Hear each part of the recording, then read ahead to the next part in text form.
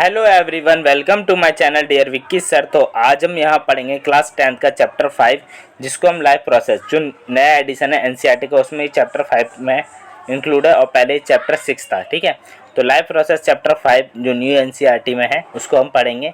उसमें पढ़ेंगे नहीं, इसमें के एमसीक्यू क्वेश्चन हम सॉल्व करेंगे, उसके जरिए हम कई सारे कंसेप्ट को जान लेंगे। ठीक है, कौन कौन से कंसेप्ट इसमें यूज़ हो रहे हैं वो कंसेप्ट आपके क्लियर भी हो जाएंगे साथ साथ। ठीक है, और एमसीक्यू भी आपको पता चल जाए किस तरीके से आपको अटेम्प्ट करने हैं। तो आइए स्टार्ट करते हैं पहले एमसीक्यू से, जिसमें आपका एक एक कंसेप्ट क्लियर होगा। पहले यहाँ पे द बायोलॉजिकल प्रोसेस दैट अगर कंटिन्यूसली इन आर बॉडी। ठीक है, हमारी बॉडी में ऐसी कौन सी बायोलॉजिकल प्रोसेस है जो कंटिन्यूसली चलती रहती है। ठीक है, यहाँ पे आपको ऑप्शन दे रखा है रेस्पिरेशन। रेस्पिरेशन एक ऐसी प्रोसेस है जो कंटिन्यूसली चलती है, सांस लेना और सांस छोड़ना। ठीक है, स्वेटिंग हमेशा नहीं आता है, डाइजेशन हमेशा नहीं होता, एक्सक्रीशन हमेशा नहीं होता है। ठीक है, हम रेस्पिरेशन हमेशा चलता है। रेस्पिरेशन के अंदर हम क्या करते हैं, हम सांस लेते हैं, यानी O2 हम इनहेल करते हैं और CO2 रिलीज़ करते हैं। ठीक है, ये हमारे सीधे लंग्स पे जाता है। ठीक है, इस तरीके से ये होते हैं, यहाँ लंग्स होते हैं हमारे। ठीक है, और लंग्स के नीचे क्या होता है, एक डायफ्राम होता है। ठीक है, जब हम ऑक्सीजन इनहेल करते हैं तो डायफ्राम क्या होता है, डायफ्राम डी के शेप में होता है। ठीक है, इस तरीके से जब ऑक्सीजन इनहेल करते हैं तो डायफ्राम क्या होता है, बिल्कुल दब जाता है नीचे की साइड। और जब CO2 एक्सेल करते हैं, बाहर निकालते हैं, तो डायफ्राम आपकी पहले वाली पोजीशन में आ जाता है डी के शेप में। इसको डोम शेप बोलते हैं। ठीक है, या आर्क शेप भी बोलते हैं, जैसे आर्क नहीं लगाते डी, जो हम आर्क बनाते हैं डिग्री वाला। चलिए सेकंड क्वेश्चन में एक एक क्वेश्चन आपको डिटेल में बताया जाएगा और जिससे आपको कंसेप्ट भी क्लियर होगा। दूसरा क्वेश्चन है, in which kind of respiration more energy is release. किस तरह के, ठीक है, किस तरह की रेस्पिरेशन में एनर्जी ज़्यादा रिलीज होती है। ठीक है, एरोबिक रेस्पिरेशन। ठीक, एरोबिक रेस्पिरेशन क्या होता है, एरोबिक रेस्पिरेशन होता है ऑक्सीजन की प्रेजेंस में जो भी रेस्पिरेशन होता है। ठीक है, जो ऑक्सीजन की प्रेजेंस में जो भी हमारे कार्य होते हैं उनके बीच हमारी बहुत सारा एनर्जी रिलीज होती है। ठीक है, बेसिकली आप समझ सकते हो कि ऑक्सीजन जहाँ ज़्यादा जाएगी वहाँ एनर्जी ज़्यादा रिलीज होगी। ठीक है, ये अनएरोबिक होता है जिसके अंदर एनर्जी कम रिलीज होती है। ठीक है, ये एरोबिक वाला होता है माइटोकॉन्ड्रिया में। ठीक है, और अनएरोबिक वाला होता है यीस्ट के अंदर। ठीक है, और लैक्टिक एसिड बनाता है। ठीक है, दो होते हैं। ठीक है, एक ईस्ट के अंदर होता है, एक लैक्टिक एसिड। जैसे हमारी मसल्स वगैरह में पेन होता है तब लैक्टिक एसिड के अंदर होता है, जो ईस्ट वाला होता है फर्मेंटेशन में हो जाता है। ठीक है, फोटो रेस्पिरेशन वाला कुछ नहीं है ऐसे। आगे बढ़ते हैं, क्वेश्चन नंबर को ये ध्यान मत दीजिए। ठीक है, ऐसे क्वेश्चन नंबर गलत है। What is the mode of nutrition in fungi. Fungi के अंदर कौन सा न्यूट्रिशन होता है, कौन से मोड में होते हैं। फंगी कहते हैं सेप्रोफाइटिक न्यूट्रिशन। सेप्रोफाइटिक न्यूट्रिशन क्या होता है, सेप्रोफाइटिक न्यूट्रिशन होता है कि, ये मेरी बात ध्यान से सुनिए, वो सड़े गले जीवों से अपना भोजन प्राप्त करती हैं। ठीक है, उसको सेप्रोफाइटिक न्यूट्रिशन बोलते हैं। जैसे फंगी हो गया इसका एग्जांपल। ठीक है, ऑटोट्रॉफ जो अपना खाना खुद बनाते हैं, हेटरोट्रॉफ जो दूसरों पर डिपेंड होते हैं। ऑटोट्रॉफ यानी प्लांट वगैरह हो गए, ये अपना खाना खुद बनाते हैं। हेटरोट्रॉफ जो खाने दूसरे पर नहीं, जैसे मनुष्य हो गया। ठीक है, पैरासाइटिक भी क्या होता है, दूसरों का खाना खा लेते हैं। जैसे आप कस्कूटा नाम सुना होगा, जो सिर के अंदर जू हो जाते हैं, वो भी। ठीक है, इसके ये सेप्रोफाइटिक के कुछ कुछ एग्जाम्पल के मैंने फोटो लगा रखी है। आगे बढ़ते हैं, आगे है name the enzyme present in human saliva. Human saliva के अंदर कौन सा एंजाइम प्रेजेंट होता है। जैसे उस एंजाइम का नाम आप जानते हो पहले से, सलाइवरी अमाइलेज नाम से होता है। इसका एक और नाम है, ठीक है, पटाइलिन। ठीक है, पटाइलिन नाम से जाना जाता है इसको। ठीक है, और ये सलाइवरी ग्लैंड दे रखे हैं, ये देखो यहाँ पर सलाइवरी ग्लैंड आपके प्रेजेंट होते हैं नीचे। ठीक है, इस तरह के सलाइवरी ग्लैंड। ठीक है, पैराटाइड होता है जो कि अल्फा माइलेज छोड़ता है, म्यूसिलिन, ग्लूकोप्रोटीन और अल्फा माइलेज म्यूसिन ग्लाइकोप्रोटीन छोड़ता है। ठीक है, सब म्यूलर यहाँ पर होते हैं नीचे। ठीक है, और पैराटाइड होता है, पैराटाइड। ठीक है, पैटेलिन नाम से जाना जाता है। आगे बढ़ते हैं, which gland in human body which secrete the digestive enzyme as well as hormone. ऐसा कौन सा है जो डाइजेस्टिव एंजाइम में भी काम करता है और हार्मोन भी छोड़ता है। ठीक है, पेनक्रियास। पेनक्रियास कहाँ पर स्थित होता है, मैंने आपको फोटो इसलिए यही वाला लगाया है ताकि आपको पता चल जाए। थोड़ा सा जूम कर देता हूँ आपको ताकि नज़र आ जाए। ठीक है, तो आपको ये नज़र आ गया होगा पेनक्रियास कहाँ पर है, ये आपको दिख रहा होगा ये। ठीक है, ये स्टमक है हमारा, ये लीवर है, यहाँ पे ये है, ये दिख रहा है गाल ब्लैडर, और ये आपको नज़र आ रहा है ये वाला, ये पेनक्रियास है यहाँ पर, ये रहा। ठीक है, ये रहा, ये पेनक्रियास जा रहा है यहाँ पर ये। ओके, तो आपको जूम करके नज़र आ गया होगा प्रॉपर। आइए, तो इसका आंसर हो गया पेनक्रियास। अब मैं बता दूं पेनक्रियास के कौन कौन से, इसको एक्सप्लेन कर देता हूँ। ठीक है, pancreas is the both endocrine और एक्सोक्राइन, दोनों तरह से काम करता है, एंडोक्राइन और एक्सोक्राइन ग्लैंड की तरह से। द फंक्शन प्रोड्यूसन है एंडोक्राइनिक में हार्मोन्स रिलीज करता है ये, ठीक है। एंडोक्राइनिक होगा वहाँ पे हार्मोन रिलीज कर देगा, किसके लिए, circulatory system such as insulin और ग्लाइकोजन। ये इंसुलिन हार्मोन रिलीज करता है और ग्लाइकोजन, ठीक है। कंट्रोल ग्लूकोज लेवल को कंट्रोल करता है, जैसे कि डायबिटीज़ ना हो जिसलिए इंसुलिन और ग्लाइकोजन कंट्रोल करता है ताकि शुगर ना हो। मेटाबॉलिज्म के लिए ठीक है, मेटाबॉलिज्म होता है हमारे रेट को। सीक्रेट द डाइजेस्टिव एक्सोक्राइन जब ये रिलीज करता है तो हमारे डाइजेस्टिव में यूज होता है, जैसे कि सच है ट्रिप्सिन हो गया, सीक्रेट है, ये हमारे डाइजेस्टिव में काम आता है। ट्रिप्सिन क्या करता है, प्रोटीन के पेप्टाइड बॉन्ड को ब्रेक करता है। आगे बढ़ते हैं, the break down of the pyruvate to given the carbon dioxide water and energy. कौन से, CO2 प्रोवाइड करे और प्लस H2O और प्लस एनर्जी, ठीक है। ये पायरुवेट में कौन सी, ठीक है, ब्रेकडाउन में होता है।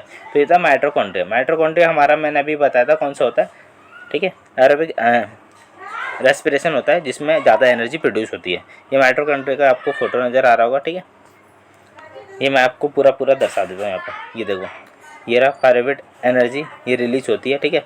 ये प्रेजेंस ऑफ ऑक्सीजन में बनता है तो यहाँ पे मिलते हैं CO2 water plus energy, mitochondria के अंदर होती है। इस तरीके से एब्सेंस ऑफ ऑक्सीजन होते हैं वो इथेनॉल होती है, CO2 और एनर्जी बनती है, इथेनॉल बनती है। इनसफिशिएंट वाले में लैक्टिक एसिड प्लस एनर्जी बनती है। लैक्टिक एसिड जो हमारी मसल्स के अंदर एक्यूमुलेट हो जाता है और मसल्स को फटी कर देता, थका देता है और पेन करता है, ठीक है। और फर्मेंटेशन वाला ये एब्सेंस ऑफ ऑक्सीजन में यहाँ पर ईस्ट में बनता है। चलो आगे बढ़ते हैं इसी के साथ, ये समझ आ गया होगा आपको। एक एक कंसेप्ट यहाँ पे क्लियर हुआ है, जो बुक के अंदर है वही आपको यहाँ पे दिखाया जा रहा है, ठीक है। Bile is involve in the emulsification and the digestive of fat is produce हुआ है, ठीक है। बाइल क्या करता है, बाइल कहाँ पे इन्वॉल्व करता है इमल्सिफिकेशन को, ठीक है। पहले मैं आपको बाइल बताता हूँ, बाइल क्या होता है, ठीक है। लीवर सीक्रेट करता है बाइल को, ठीक है, और फैट को, ग्लोब्यूल फैट को ना छोटे छोटे फैट में तोड़ देता है। ये मैंने लीवर वाला फोटो इसलिए यहाँ पर पूरा दिखाया है, ठीक है। सीक्रेट है बाइल, ये रहा बाइल यहाँ पे सीक्रेट है, ये बाइल यहाँ से सीक्रेट कर रहा है और ये खाना आ रहा है हमारा, खाने को क्या करता है, बड़े बड़े फैट को छोटे छोटे फैट में ब्रेक डाउन कर देता है, ओके। आगे बढ़ते हैं, xylem in plant is responsible for, xylem किसके लिए, जाइलम कुछ नहीं है, वाटर को ले जाने का काम करता है जाइलम, रूट से पत्तियों तक और तनों तक, ठीक है। आगे आता है, इंस्ट्रूमेंट यूज टू मेजरिंग है ब्लड प्रेशर, इसको होता है स्फेग्नोमीटर। देखो इसकी प्रोनाउंसिएशन थोड़ी खतरनाक है, इसको पढ़ो स्फेग्नोमैनोमीटर, ठीक है, स्फेग्नोमैनोमीटर के नाम से जाना जाता है। आगे बढ़ते हैं, left ventricle of the heart pump in blood. देखो लेफ्ट वेंट्रिकल कहाँ आता है, ये रहा लेफ्ट वेंट्रिकल, आपको नजर आ रहा होगा, ये रहा। लेफ्ट वेंट्रिकल से सीधा हमारे एरोटा से पूरी बॉडी में कहाँ जाता है, ब्लड फैल जाता है। सबसे पहला मैं पूरे ब्लड के बारे में बताऊँ, सबसे पहले ब्लड आता है 1 नंबर, यानी 1 नंबर डाले, सुपर वीना कावा से एंटर करेगा। 2 नंबर राइट एट्रियम में एंटर करेगा, उसके बाद राइट वेंट्रिकल में आएगा, ठीक है। राइट वेंट्रिकल से क्या करेगा, ये राइट वेंट्रिकल से सीधा यहाँ जाएगा पल्मोनरी आर्टरीज में जो लंग के पास पहुँच जाती है, ठीक है। 4 नंबर ये हो गया पल्मोनरी आर्टरीज। उसके बाद पल्मोनरी वेन से इसके अंदर एंटर करेगा, 5 नंबर ये हो गया, ठीक है। 6 नंबर हो गया लेफ्ट एट्रियम में आएगा और 7 नंबर होगा लेफ्ट वेंट्रिकल में और 8 नंबर एरोटा से बाहर चले। ये 8 स्टेप आप याद रखना। पहला स्टेप होगा सुपर वीना कावा से एंटर करेगा, राइट एट्रियम में आएगा, फिर राइट वेंट्रिकल में, फिर वहाँ से जाएगा पल्मोनरी आर्टरीज में जो लंग के पास पहुँच जाएगी, ठीक है। और पल्मोनरी वेन से लंग से हमारे हार्ट में द्वारा आएगी, फिर वहाँ से लौटते वक्त ये लेफ्ट एट्रियम में एंटर करेगी और लेफ्ट वेंट्रिकल, उसके बाद लेफ्ट वेंट्रिकल, उसके बाद एरोटा से पास आउट हो जाएगी। मैं थोड़ा सा जूम करके दिखा देता हूँ आपको, ठीक है, ये नज़र आ रहा होगा। सुपर वीना कावा, right atrium, right ventricle, pulmonary arteries, ठीक है, artery, pulmonary veins, left atrium और लेफ्ट वेंट्रिकल से ये सीधा बाहर चले जाएगा। तो मैं आपको जूम करके दिखाया था, ठीक है। तो एक बार आपको दोबारा से जूम करके बताता हूँ, ठीक है। सबसे पहले आता है ये सुपर वीना कावा में, उसके बाद राइट एट्रियम में, ठीक है, फिर राइट वेंट्रिकल से पल्मोनरी आर्टरीज में चलेगा, फिर पल्मोनरी वेन्स में, फिर लेफ्ट एट्रियम में जाएगा, फिर लेफ्ट वेंट्रिकल में, उसके बाद एरोटा से बाहर। ये 8 स्टेप आपको याद रखने हैं जिससे आपको ये पूरा ब्लड सर्कुलेशन क्लियर हो जाएगा, ठीक है। तो लेफ्ट वेंट्रिकल के बाद कहाँ जाता है, लेफ्ट वेंट्रिकल के बाद सीधा एरोटा से बाहर। आगे बढ़ते हैं, which is not a part of human respiration. इनमें से ह्यूमन रेस्पिरेशन का कौन सा पार्ट, ह्यूमन रेस्पिरेशन का पूरा मैं आपको पार्ट बताता हूँ। पहले आते हैं हम ह्यूमन रेस्पिरेशन के अंदर पार्ट में, ठीक है। सबसे पहले क्या होता है, हमारे एंटर करता है नोजल, ठीक है। जो रेस्पिरेशन हमारी नाक से एंटर करते हुए सीधा हमारे लंग्स तक जाता है, उसके बाद ये पूरे ह्यूमन रेस्पिरेशन का होता है, ठीक है। सबसे पहले हमारे नाक से एंटर करेगा, ठीक है। यहाँ पे नोजल कैविटी होती है, फिर आता है हमारे कहाँ पे फायरेक्स में, फ्रेनेक्स, फिर आता है लायनेक्स में, फिर आता है ट्रैकिया में, ट्रैकिया के बाद आता है कहाँ पर ये रहा ब्रोंचस, ठीक है। उसके आता है लंग्स में, लंग्स के बाद आता है ब्रोंक्यूल्स, ब्रोंक्यूल्स के बाद आता है एल्वोई में, एल्वोई के बाद आता है हमारे ब्लड कैपिलरी में। तो यहाँ पर कोई यूसोफेगस के नाम का कोई शब्द नहीं दे रखा है, ठीक है। यूसोफेगस का होता है हमारे डाइजेस्टिव सिस्टम में आता है ये, ठीक है। तो ह्यूमन रेस्पिरेशन के अंदर ये वाले पार्ट आते हैं, ये आते हैं, ये आते हैं। नॉस्ट्रल हमारे नाक का होता है, ठीक है। यूसोफेगस हमारा आता है ये वाला पार्ट सिर्फ हमारे कहाँ पर आता है, ये वाली पूरी नली होती है ना, इसको बोलते हैं। ये हमारा आता है डाइजेस्टिव सिस्टम के अंदर, ठीक है। डाइजेस्टिव सिस्टम भी एक बार आपको मैं समझा देता हूँ यहाँ पर। सबसे पहले डाइजेस्टिव सिस्टम स्टार्ट होता है हमारे माउथ से, ठीक है। माउथ के अंदर सलाइवरी अमाइलेज होता है जो हमारे, ठीक है, स्टार्च को शुगर में ब्रेक डाउन कर देता है, ठीक है। फिर यहाँ से फूड हमारा क्या आता है, यूसोफेगस के जरिए हमारे स्टमक में जाता है। स्टमक के अंदर क्या होता है, स्टमक के अंदर काम करते हैं हमारे पेप्सिन, ठीक है। पेप्सिन काम करता है और करता है HCl, ठीक है। और म्यूकस, म्यूकस क्या होता है, एक लेयर बना देता है, प्रोटेक्टिंग लेयर, जो HCl से हमारा स्टमक वो ना हो, कोई हार्म ना पहुँचे, ठीक है। पेप्सिन क्या करता है, प्रोटीन को पचाता है, ठीक है, कार्बोहाइड्रेट से प्रोटीन में चेंज करता है। उसके बाद आता है स्मॉल इंटेस्टाइन में, इसमें विली लाइक स्ट्रक्चर होता है, ठीक है, जो खाने को पचा लेता है, ठीक है। स्टमक के अंदर और भी, स्टमक के बाद ये स्मॉल इंटेस्टाइन में आता है। स्मॉल इंटेस्टाइन में और भी चीज़ें होती हैं, ठीक है, जो गाल ब्लैडर यहाँ से रिलीज़ करता है लीवर के द्वारा, वो स्मॉल इंटेस्टाइन में ही पचते हैं। जैसे कि हो गया ट्रिप्सिन हो गया, ठीक है, और दो तीन चीज़ें और हैं, वो मैं आपको बताता हूँ। ट्रिप्सिन हो गया जो चेंज कर देता है प्रोटीन के पेप्टाइड बॉन्ड्स को ब्रेक डाउन कर देता है, ठीक है। और इमल्सिफिकेशन होता है यहाँ पे, लार्ज फैट ग्लोब्यूल को स्मॉल में टूट जाता है, ठीक है। पैनक्रियास करता है वो, ठीक है। चलो आगे बढ़ते हैं, यूसोफेगस वाला, चलिए हो जाओ। चलो ये आगे यहाँ पर a structure which help to exchange of gases. कौन सा स्ट्रक्चर है जो गैसेस को एक्सचेंज करता है, स्टोमेटा, ठीक है। इनमें से कोई सा भी नहीं है। स्टोमेटा क्या करता है, जो लीव्स के अंदर छोटे छोटे होल्स होते हैं, स्टोमेटा उन्हीं को बोलते हैं, ठीक है। स्टोमेटा को प्रोटेक्ट करता है, स्टोमेटा को ओपन और क्लोजिंग करता है गार्ड सेल्स। आगे बढ़ते हैं, the opening of closing of stomata is control by the guard cell. मैंने आपको पहले बता दिया, ठीक है। गार्ड सेल जब स्वेल होते हैं तो वो टर्जिट हो जाता है, मतलब ऐसे हार्ड हो जाते हैं, तब उनके होल भर जाते हैं, यानी कि इसके अंदर पानी भर जाता है, तब ये ओपनिंग होती है। जब पानी इनका निकल जाता है तो श्रिंक हो जाता है ये, और ये क्या हो जाता है, क्लोज हो जाते हैं। आगे बढ़ते हैं, osmosis that are capable for self nourishment is called to. जो अपना खाना खुद बनाते हैं उनको बोलते हैं ऑटोट्रॉफ। जैसे प्लांट हो गया, एल्गी हो गया, सब कुछ बैक्टीरियास होते हैं जो अपना खाना स्वयं बनाते हैं। The stomata open when the guard cell, क्या होता है, जब टर्जिड हो जाते हैं, जब एकदम फूल जाते हैं ऐसे, ठीक है, इस तरीके से, जब ये पानी इनके अंदर भर जाता है। ये देखो ये वाला बना रखा है ना। चलो आगे बढ़ते हैं, what are the end product of respiration. Respiration का एंड प्रोडक्ट क्या बनता है, एंड प्रोडक्ट बनता है, ठीक है, CO2, C2H5 इथेनॉल और एनर्जी, ठीक है। रेस्पिरेशन जो ईस्ट के अंदर हो रहा होगा, ठीक है, ईस्ट वाला मैंने भी बताया था, एंड प्रोडक्ट इसके ये बनते हैं, ये मैंने आपको बता दिया, यहाँ पर आपको दे रखा ये रहा, ठीक है, ईस्ट वाला ये पूरा।